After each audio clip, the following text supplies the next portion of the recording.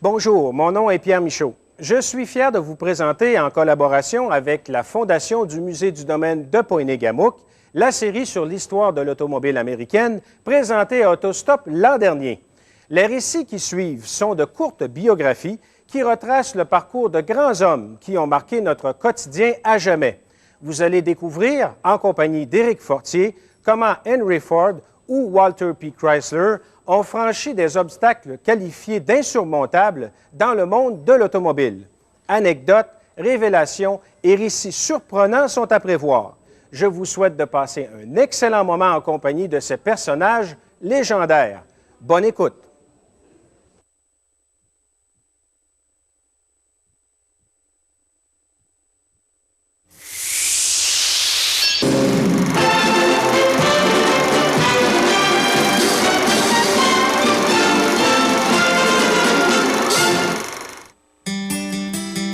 Henry Ford naquit le 30 juin 1863, l'année qui vit la fin de la guerre civile aux États-Unis, et grandit sur une ferme du comté de Wayne, au Michigan. Déjà à 16 ans, Henry Ford jouissait d'une certaine réputation dans sa localité pour sa dextérité manuelle. Conscient de son talent, il quitta le domicile familial pour apprendre le métier de machiniste.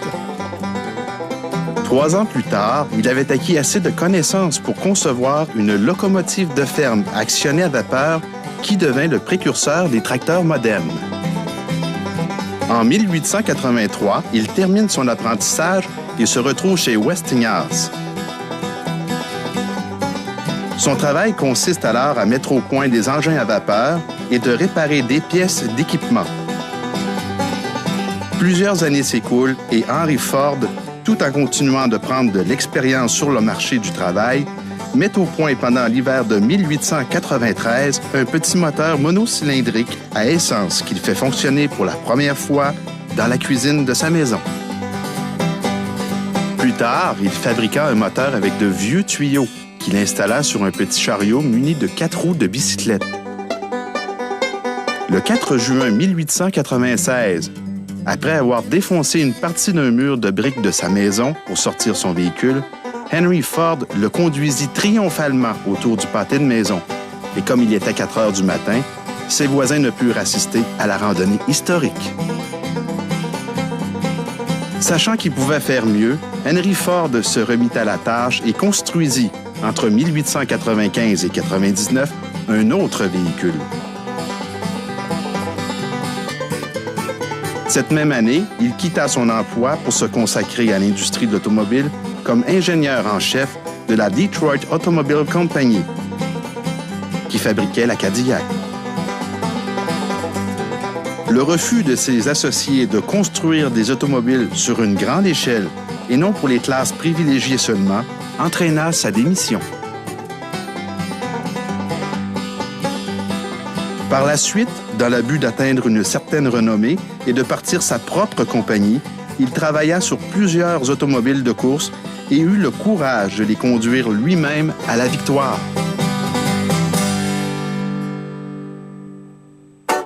Enfin, le 16 juin 1903, Henry Ford créa la Ford Motor Company, grâce à l'appui d'une douzaine de personnes qui crurent en lui, en investissant une somme totale de 28 000 $ en argent comptant. Les mois suivant sa création, les premières Ford des modèles A étaient assemblées. On en fabriqua 1708 dans les 15 premiers mois, qu'on vendit 750 $ chacun. Vers la fin de 1904, l'A se transforme en C et hérite d'un capot même si le moteur reste sous la banquette. Dans l'ordre apparaissent ensuite les modèles B,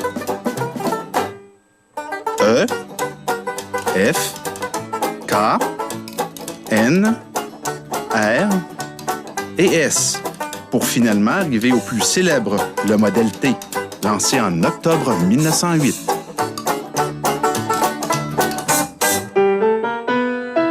La production en série fit son apparition dans l'industrie automobile avec le modèle T.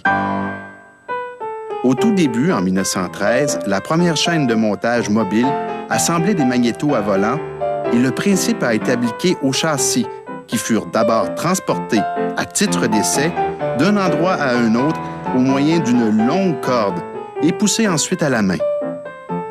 Plus tard, une ligne de montage entraînée par une chaîne fut installée et ce dispositif permit à la production d'atteindre le rythme effarant d'une automobile par minute. Jusqu'en mai 1927, on a construit plus de 15 millions de ce modèle T que les Américains appelaient le Thin Lizzy. En juin 1927, Ford ferma ses lignes d'assemblage pendant 6 mois pour préparer la venue d'un second modèle A, qui a vu le jour en décembre de la même année.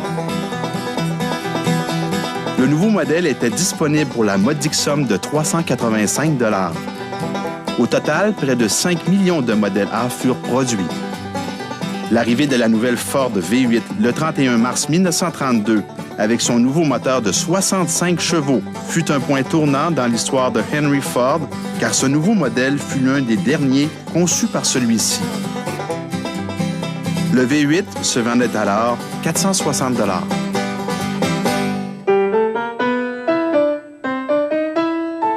De 1932 à 1945, le fondateur Henry Ford, par son entêtement, nuisait à l'évolution de sa compagnie et se fit dépasser par la concurrence.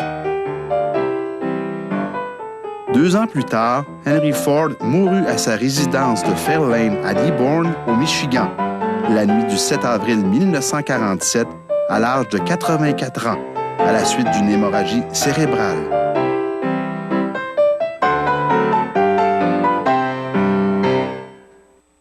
Peu avant sa mort, Henry recommanda pour lui succéder l'aîné de ses petits-fils, Henry Ford II.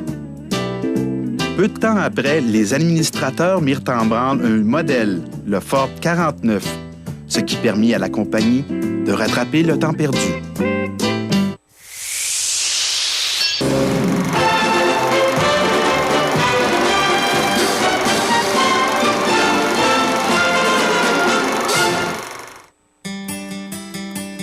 L'histoire débute en juin 1901 lorsque la compagnie Olds Motor Works, dirigée alors par Ransom Ely Olds, qui devient plus tard Oldsmobile, commande un nouveau moteur au créateur de la Cadillac, M. Henry Martin Lelland, une sommité en matière de conception mécanique.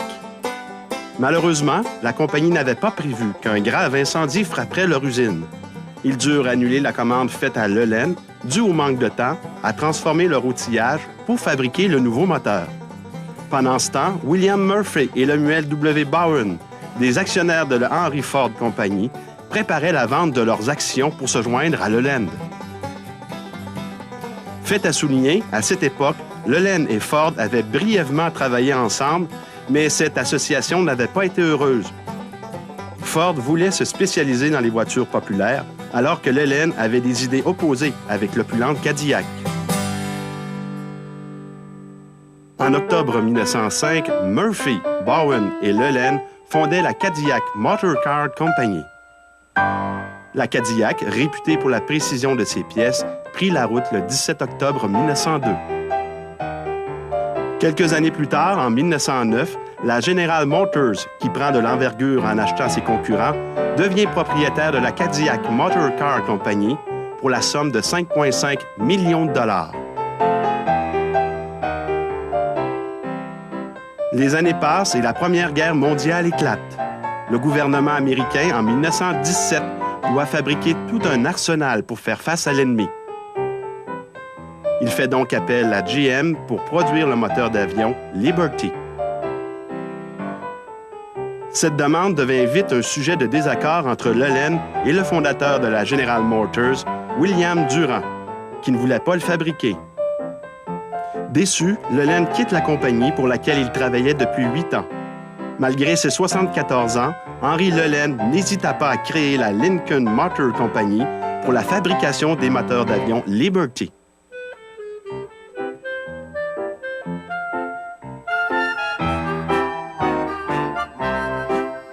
Aussitôt, Lelland reçut une commande pour 6 000 moteurs et une avance de 10 millions de dollars afin de lancer la production.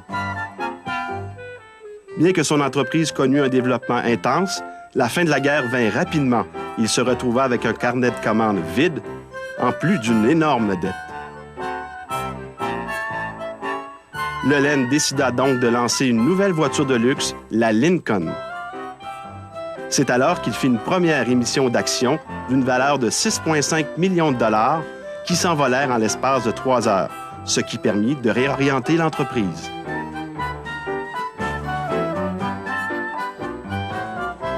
Lelen, trop préoccupé par la qualité d'assemblage des composantes mécaniques, retarda indûment la sortie des premières voitures sur le marché. Bien que les Lincoln étaient des machines de qualité, elles présentaient un design dépassé qui nuisait aux ventes. La combinaison de ces facteurs provoqua alors la faillite de l'entreprise.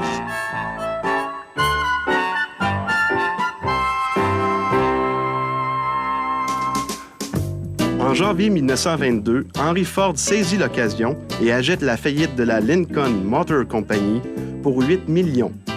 C'était une aubaine considérant le fait que la compagnie était bien organisée et que les actifs étaient évalués à 16 millions. De plus, on glorifiait Ford d'avoir sauvé l'honneur d'un nom respectable, Lincoln. L'opinion publique voyait d'un bon œil l'association entre le populaire Model T de Ford et le prestige de la Lincoln. Lorsque Ford prit possession de la Lincoln Motor Company, on a vu apparaître une photo géante de Henry souriant sur la façade du bureau-chef de la compagnie. Fait cocasse, le Detroit News avait publié une caricature d'une Ford Model T désembourbant une Lincoln. Henry Ford était le héros de l'heure. Cet événement mémorable dans l'histoire de l'automobile fut aussi une occasion en or pour Henry Ford de confier la présidence de Lincoln à son fils Edsel, qui avait un faible pour les grosses voitures raffinées.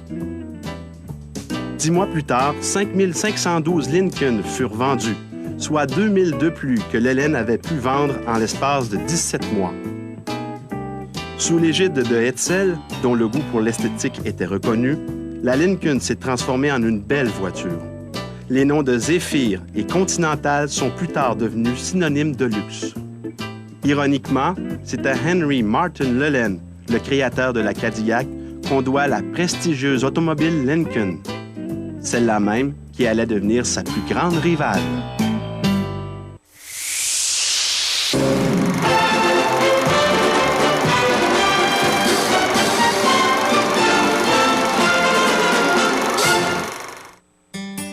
Walter P. Chrysler, le fondateur de Chrysler, est né en 1875, le 2 avril, à Wamego, au Kansas. Walter était d'abord et avant tout un travailleur manuel qui excellait dans plusieurs emplois jusqu'au moment où son père, un ingénieur de locomotive à la Kansas Pacific Railroad, lui transmet sa passion pour la mécanique. À l'âge de 17 ans, Walter P. Chrysler est apprenti machiniste à 5 cents de l'heure pour une entreprise locale. Seulement 1 an après son apprentissage et déjà, il sait construire une petite locomotive. Ces expériences lui permettent de gravir rapidement les échelons d'une compagnie à l'autre.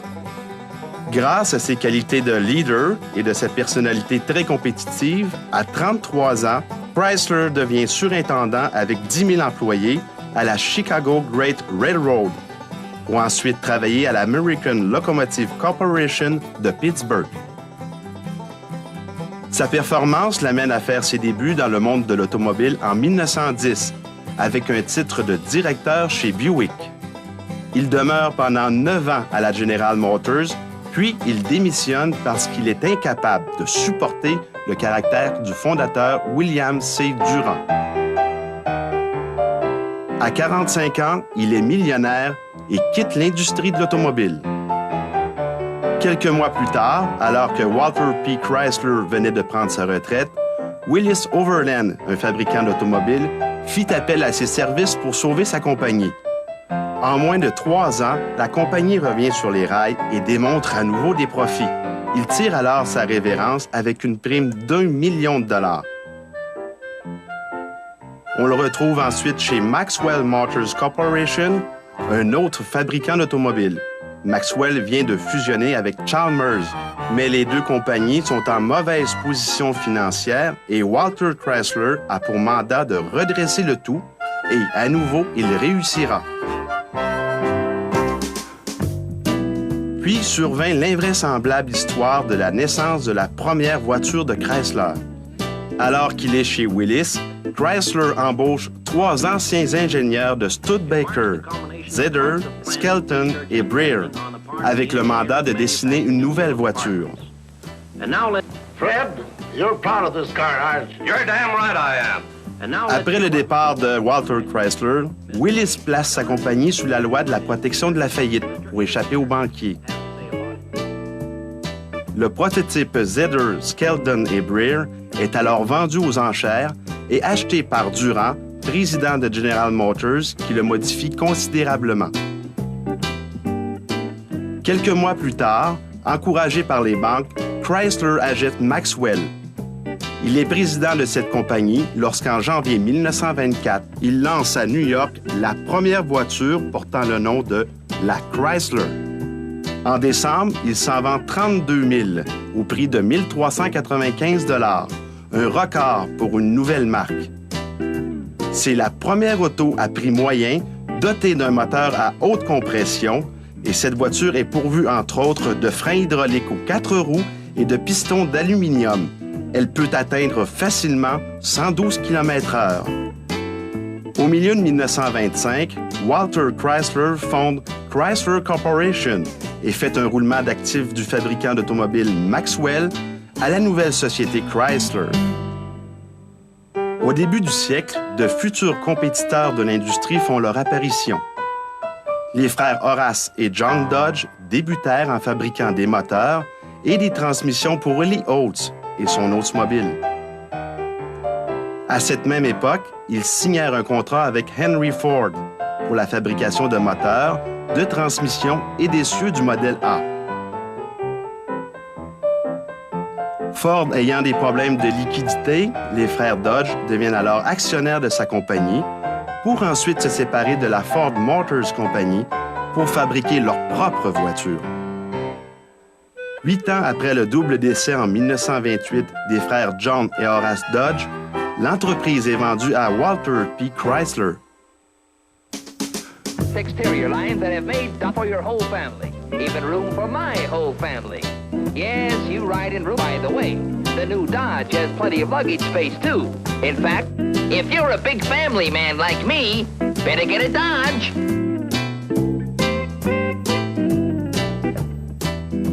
La même année, il lance 2 marques. Plymouth, choisi en l'honneur des colons qui, en 1620, fondaient le premier établissement britannique en Amérique, et De Soto, en l'honneur de l'explorateur espagnol Hernando de Soto. Après avoir acheté Dodge et lancé les marques Plymouth et De Soto, Chrysler grimpe au 3e rang des constructeurs mondiaux. Strongest motor car in the world. And believe me, he swings the wheel. There it goes. Wow, a complete double somersault. C'est en 1934 que la compagnie Chrysler commettra sa première erreur avec l'Airflow. Une voiture révolutionnaire à plusieurs niveaux, mais qui subit quand même un échec cuisant. Quelques mois plus tard, ce grand de l'automobile dut abandonner son poste de président à cause de l'échec de l'Airflow. Il prit sa retraite et mourut le 18 août 1940, 5 ans après avoir quitté la compagnie qui portait son nom.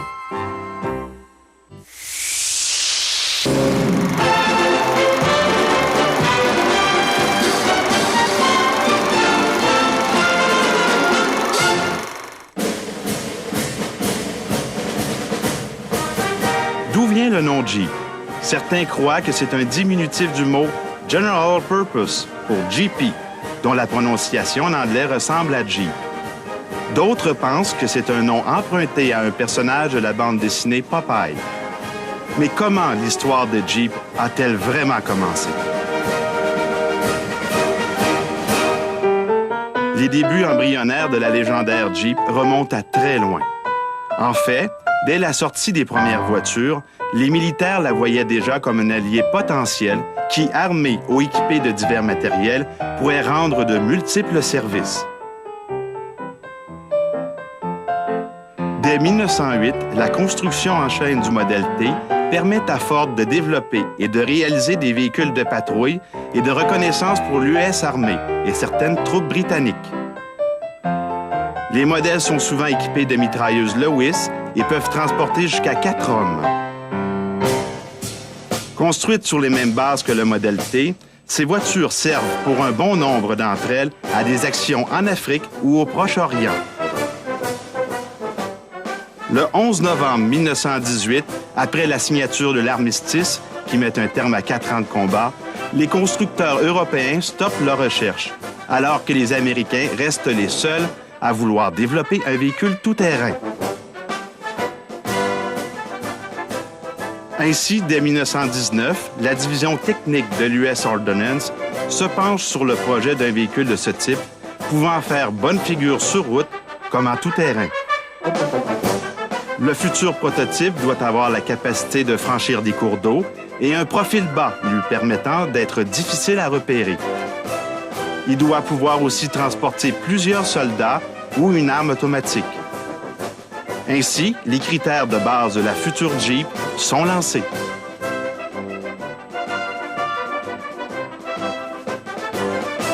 Après le premier conflit mondial, c'est encore une Ford T privée de sa carrosserie qui est retenue pour mener la première batterie de test.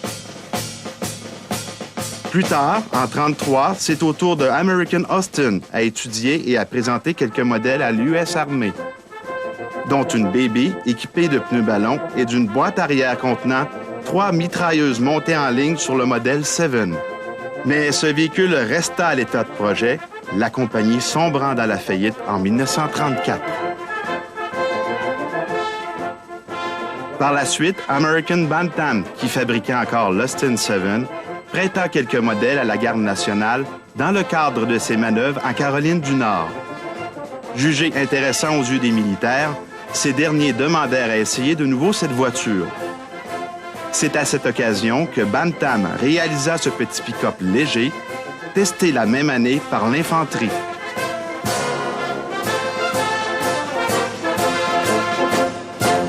Enfin, le 19 juin 1940 fut un grand jour pour American Bantam.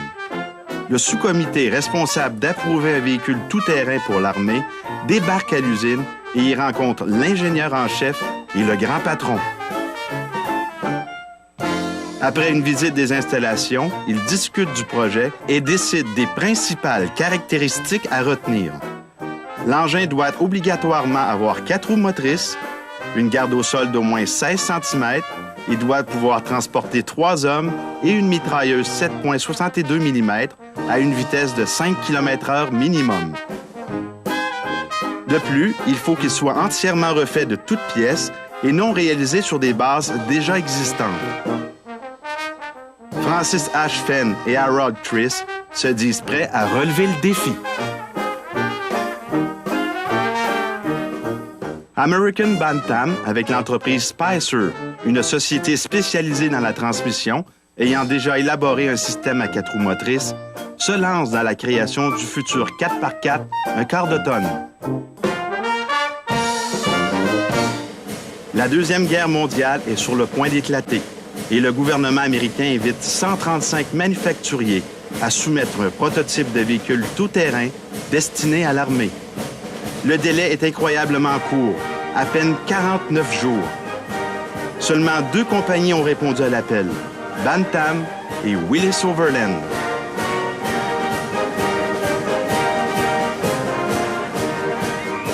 Bantam a pu livrer le véhicule dans les délais prescrits et remporta le concours. Mais comme les autorités doutaient de sa capacité de production, le gouvernement américain, pour se sécuriser, remit les plans et devis à Ford et Willys pour appuyer le constructeur Bantam. La première commande fut de 1500 véhicules. Aux yeux du public, c'est la compagnie Willys-Overland qui était considérée comme la créatrice de la célèbre Jeep, alors qu'en réalité, le mérite de la conception et de la fabrication de la première Jeep livrée en 1940 à l'armée américaine revenait à American Bantam. Mais c'est la compagnie Willys-Overland qui prit les devants en voyant le potentiel pour le public de cette machine de guerre et entreprit aussitôt la fabrication d'une version civile, la CJ2A pour Civilian Jeep. Elle fut également la première sportive utilitaire mise en vente. Rapidement, Jeep devint un véhicule de classe mondiale exporté partout dans le monde. Enfin, en 1963, Willis Motors devient Kaiser Jeep Corporation. La compagnie continua d'offrir les produits Jeep jusqu'en 1970, année où AMC acheta cette dernière pour la somme de 70 millions.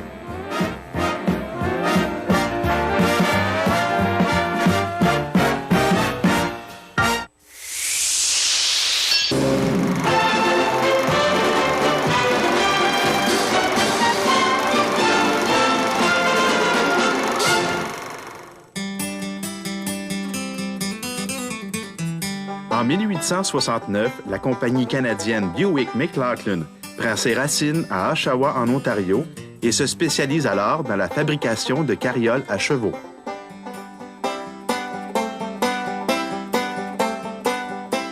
En 1907, Sam McLaughlin signe un contrat avec le fondateur de GM aux États-Unis, William S. Durand.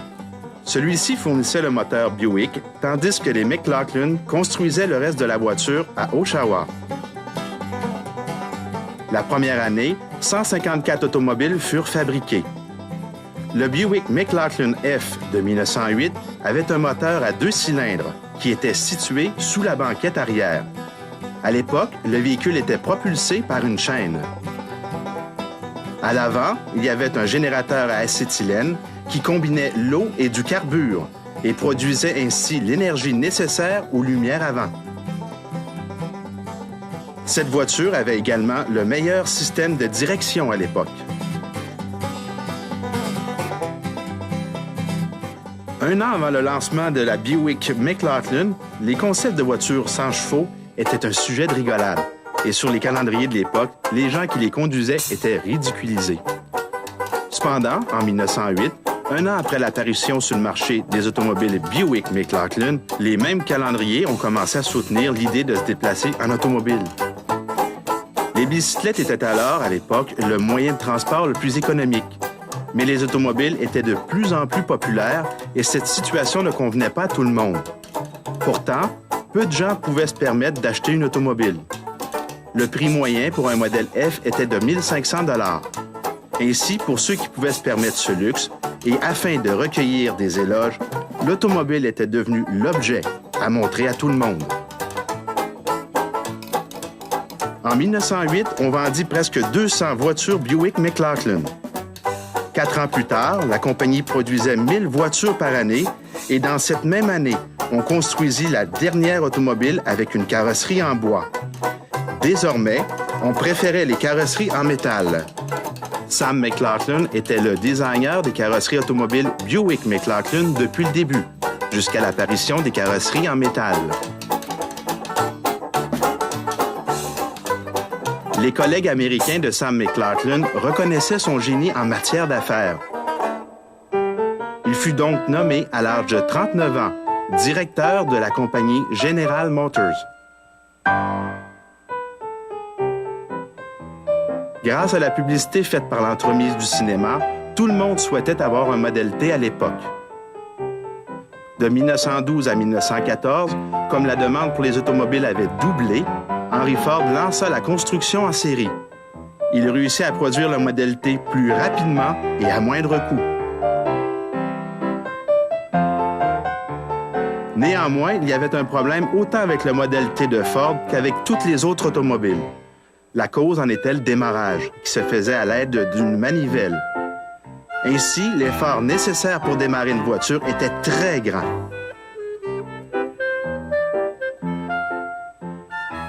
Charles Kettering sauva la situation avec son invention, le démarrage automatique. Cette invention provoqua une augmentation fulgurante des ventes d'automobiles dans le monde entier. Sam McLaughlin réalisa que pour être compétitif sur le marché, il devait produire une automobile moins chère. Il obtint donc de la part de son ami William Durand, le fondateur de GM aux États-Unis, le droit de produire au Canada une marque nommée Chevrolet. La première Chevrolet, la 490, fut produite à Oshawa en 1915. Elle était au même prix que la Ford Model T, Mais en plus, la voiture avait l'avantage du démarrage automatique. La Chevrolet construite à Oshawa connut un grand succès. La compagnie et Sam McLaughlin devinrent très prospères. La compagnie Chevrolet faisait désormais partie de la grande famille américaine General Motors.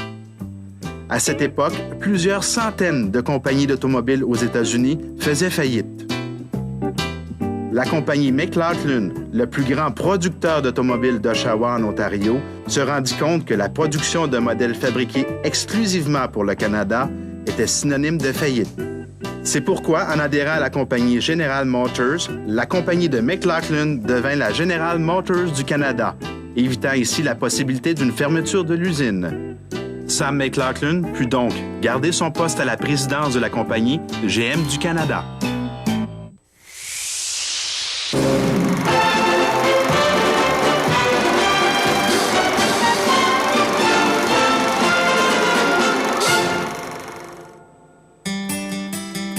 À l'émission précédente, nous avons appris qu'en 1915, la Chevrolet 490, produite à Oshawa, en Ontario, avait un avantage majeur sur la concurrence, le démarrage automatique.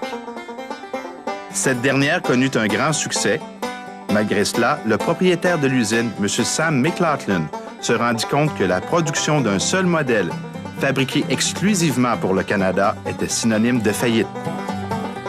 C'est pourquoi, avec l'appui de son ami William C. Durand, il put adhérer à la grande famille GM.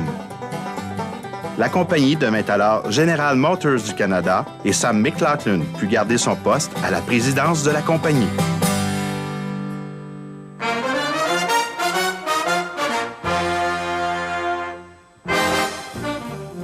En 1937, General Motors du Canada avait 13 000 employés et payait 35 millions de dollars en salaire. GM Canada était fier d'annoncer la sortie de la millionième automobile fabriquée en usine.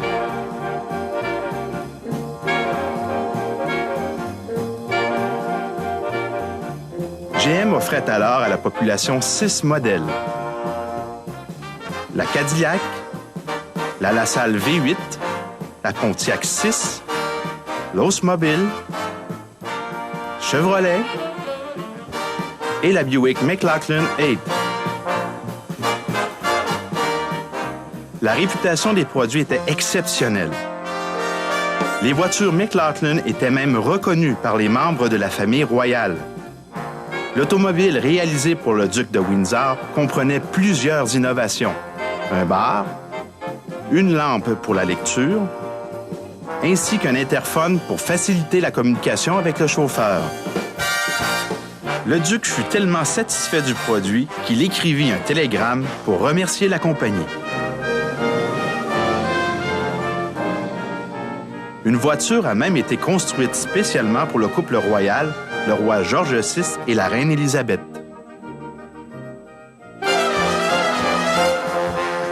En 1939, la Deuxième Guerre mondiale obligea Sam McLaughlin à orienter l'activité de la compagnie vers la production de machines de guerre. Désormais, on ne fabriquait que des voitures blindées et de l'équipement militaire. En 1942, on fabriqua également la dernière automobile civile et de 1939 à 1943, les producteurs canadiens d'automobiles fabriquèrent 500 000 véhicules militaires.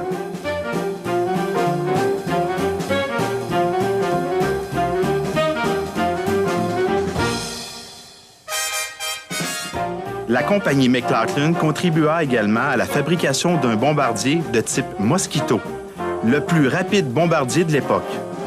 L'avion fut fabriqué à la même place que les anciennes carrosseries de bois des voitures Buick McLaughlin.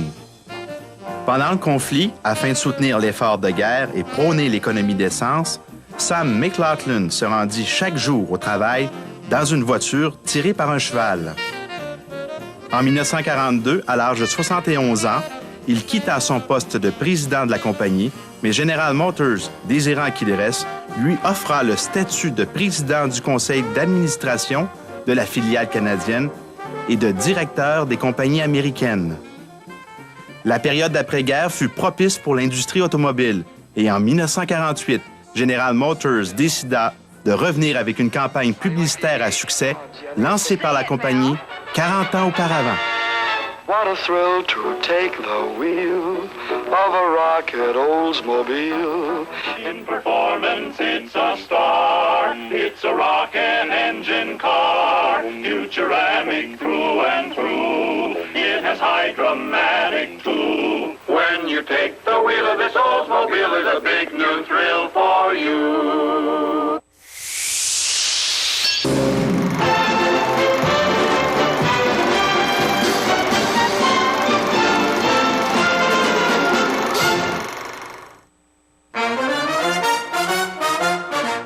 D'où vient le nom de Cadillac? Vous serez peut-être surpris d'apprendre que c'est un explorateur français, le sieur Antoine de la Motte Cadillac, à qui l'on doit le nom de la plus prestigieuse voiture américaine.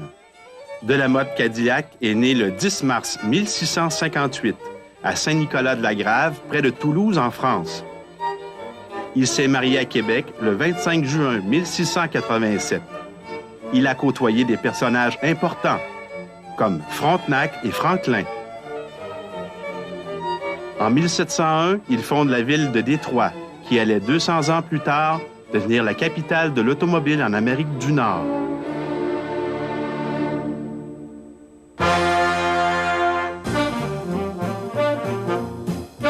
À la fin du 19e siècle, on vit apparaître rapidement plusieurs nouveaux constructeurs d'automobiles. Parmi eux se trouvait la Detroit Automobile Company. Malheureusement, le manque d'organisation de la firme eut pour conséquence l'arrêt de la production. Henry Martin Lelen, le futur créateur de la Cadillac, était branché directement à l'industrie de l'automobile grâce à son implication avec Ransom Ely Olds, le fondateur de la Oldsmobile. Il fut alors invité à participer à la liquidation de la DC, Detroit Company. Lelen allait pouvoir, à son tour, montrer son savoir-faire. Il présenta alors aux dirigeants de la Detroit Company un moteur qu'il avait lui-même conçu pour Oldsmobile. Sa conception parut suffisamment convaincante pour justifier un nouvel investissement de 300 000 $.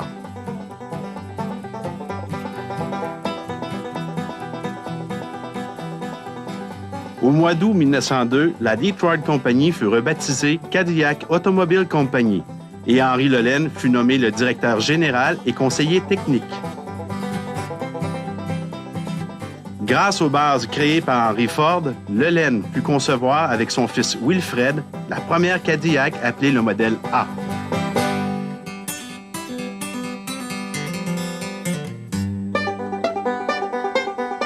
La Cadillac modèle A montrait cependant beaucoup moins de raffinement dans ses caractéristiques que dans ses techniques de fabrication. Par exemple, son moteur monocylindrique de 1,6 litres était placé sous la voiture, avec une boîte de vitesse à 2 rapports raccordée aux roues par une chaîne.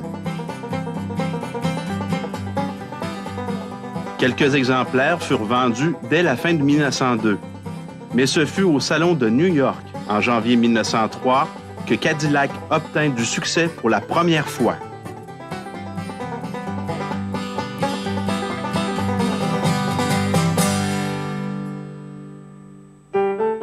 Pour faire la preuve de la qualité de ses composantes, les Lelen, père et fils, envoyèrent 3 exemplaires au Royal Automobile Club en Europe, afin de participer à une compétition sur la résistance et la standardisation des pièces.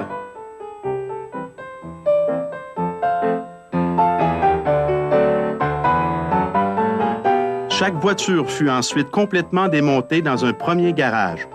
Les boulons étaient séparés des écrous, les segments des pistons, etc.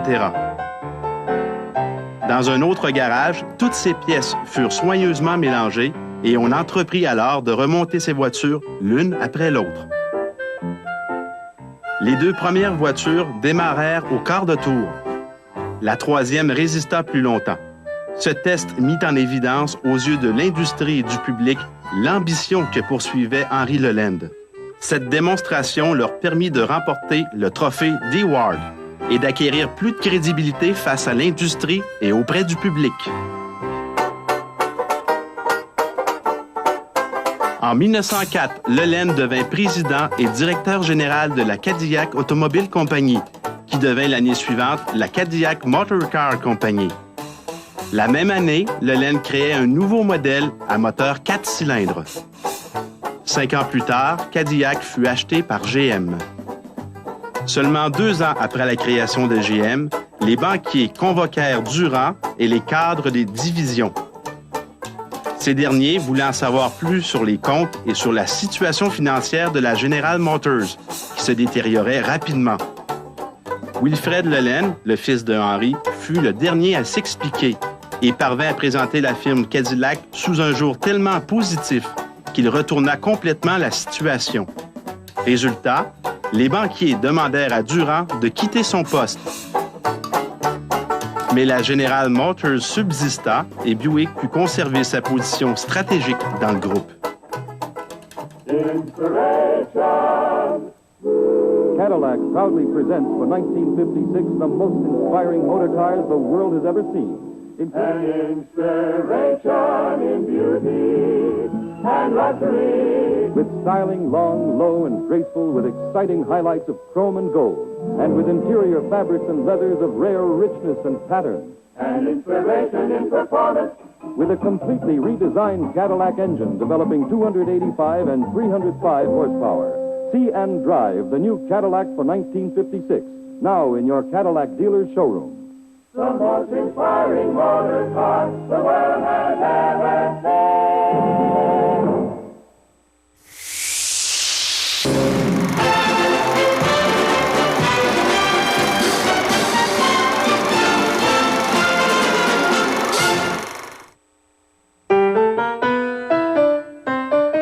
À l'émission précédente, nous avons appris que le nom Cadillac provenait d'un explorateur français du nom de Lamotte Cadillac et s'est marié à Québec en 1687.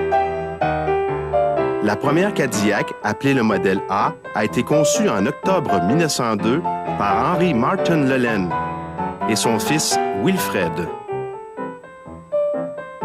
En 1904, Lelen devient le directeur général de la Cadillac Automobile Company et créa au même moment un nouveau moteur 4 cylindres.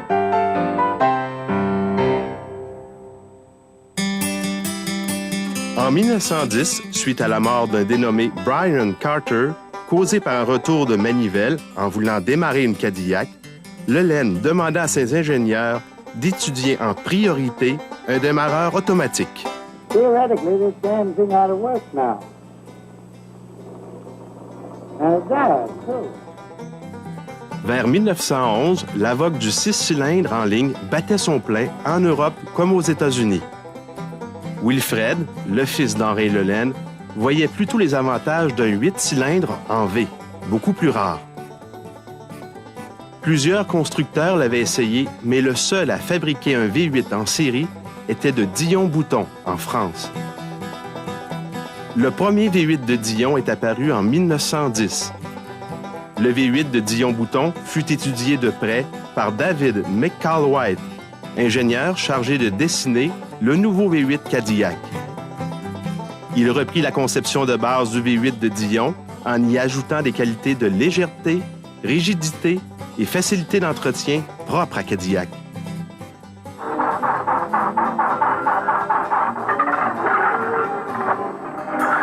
Elle fut présentée en 1914. En 1915, les modèles 4 cylindres furent supprimés.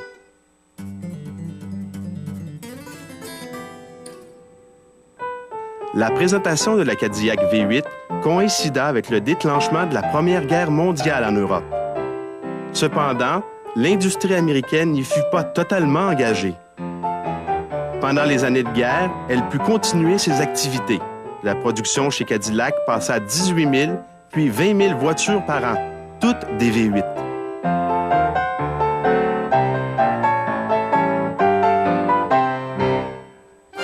« 1908 fut une année mémorable à plusieurs niveaux pour l'industrie.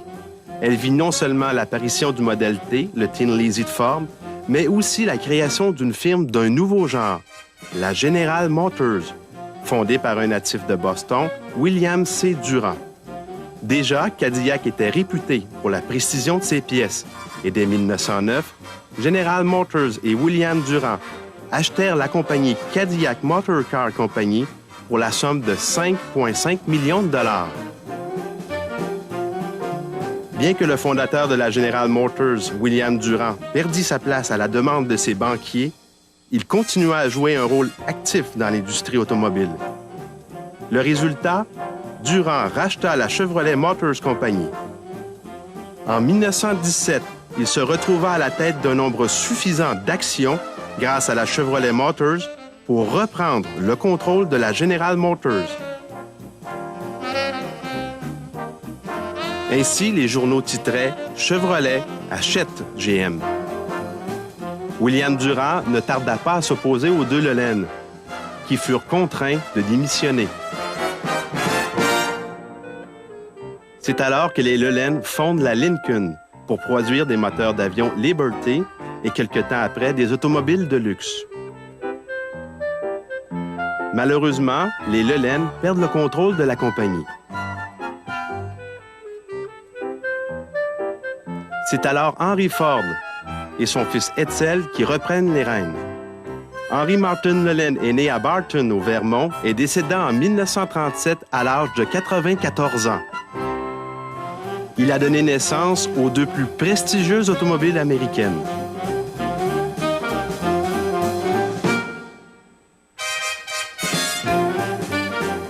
Malgré la compétition internationale, les noms de Lincoln et Cadillac resteront toujours des symboles de prestige.